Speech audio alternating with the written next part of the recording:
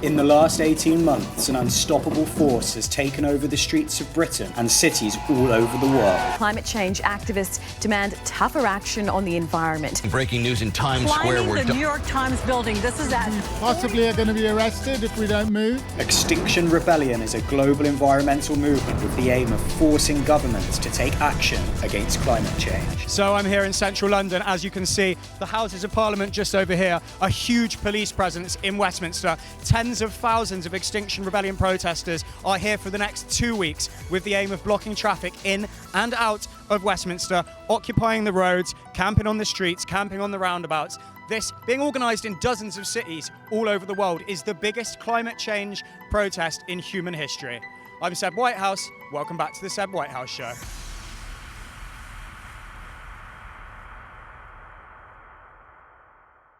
Excuse me. Do you mind if I have a quick word with you?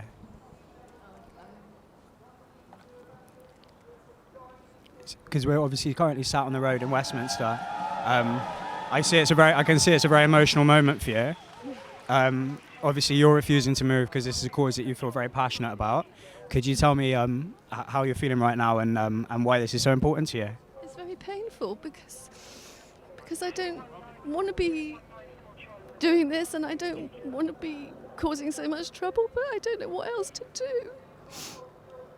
I don't know what else to do that's constructive and shows my love for the world and for everything I love. We're not militant people. It's a scary thing to be thought of as a criminal. We're not natural protesters. I am not a criminal. I'm normally a law-abiding person. We are really apologetic for being a nuisance to people, changing people, disrupting people's lives. Like, we don't want to have to be doing this. Hundreds and hundreds of scientists are saying that this is happening, and we are just not listening. Why are we not listening? It would be better if we didn't have to do this at all, and if things were just, if we were actually moving forward the way we need to move forward with the climate emergency. But with our government taking pretty well no or ineffective action, then I'm afraid it's become necessary. Okay, so we're standing by Lambeth Bridge, just down from the Houses of Parliament in Westminster.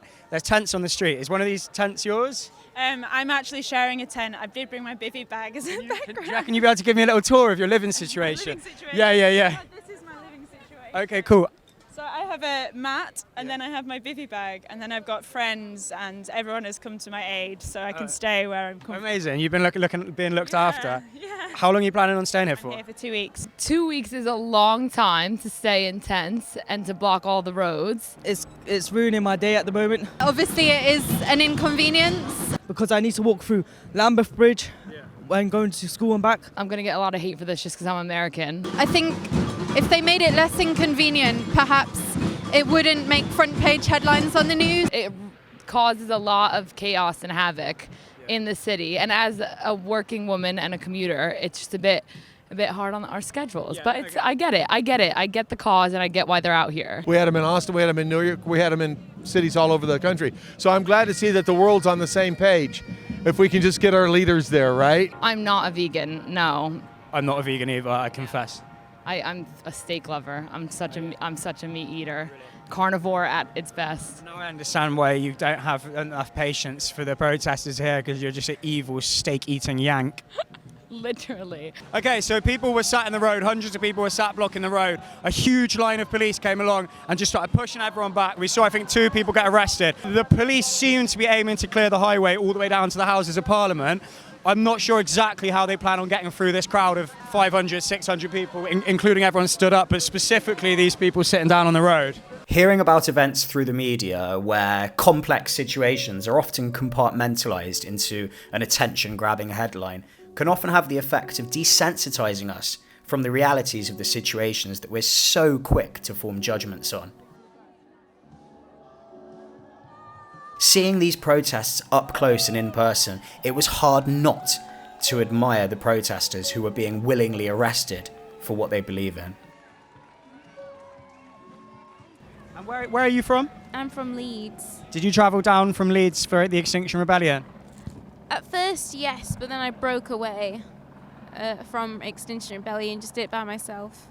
Why did you choose to break away from Extinction Rebellion? Because the little group I was in seemed to be more concerned with wreaking havoc than the environment, and I'm here for the future and for the environment, not to see who can be,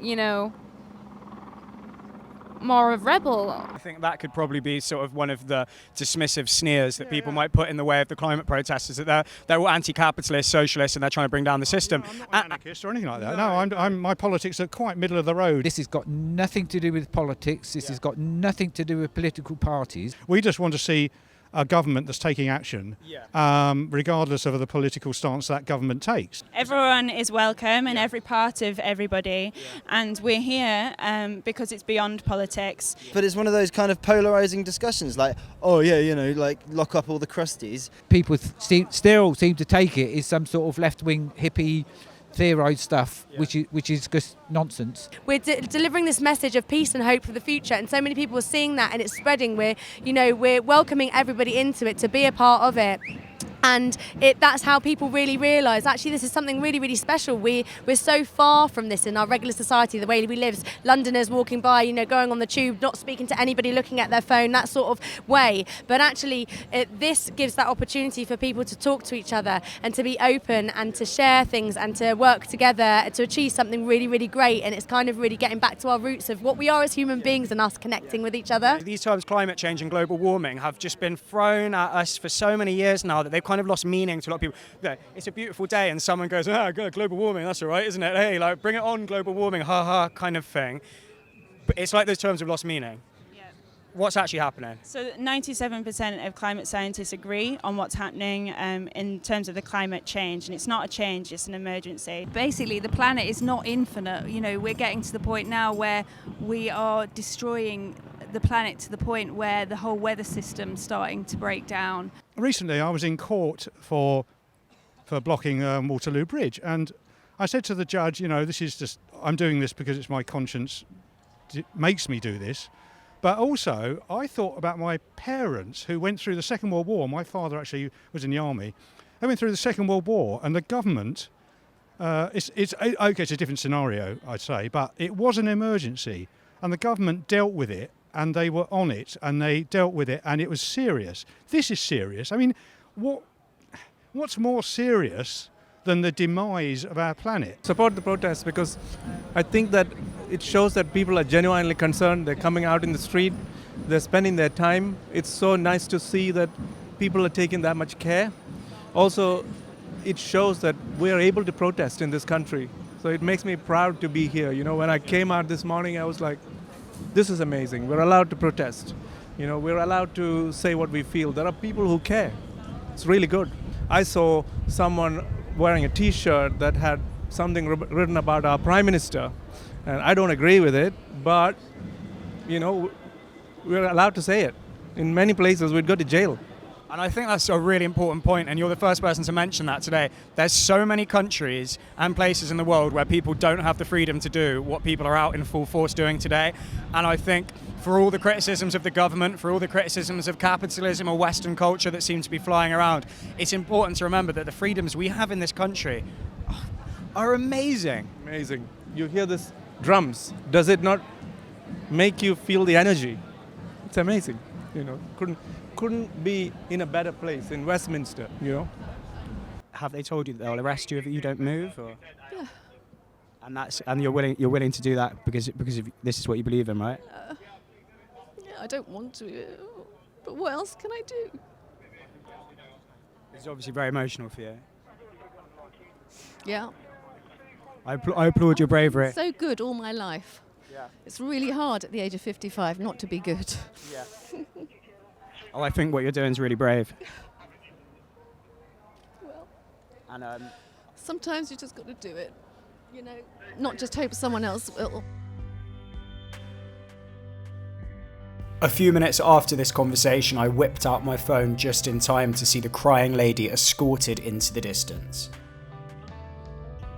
She was one of 1,828 arrests made during the 2-week protest in an operation which cost the police £37 million.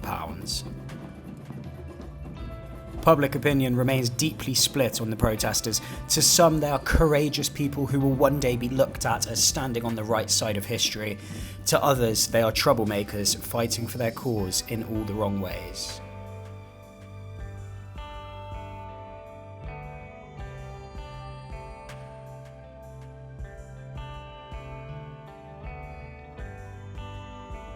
Following the Extinction Rebellion demonstrations earlier this year, the government announced a climate emergency.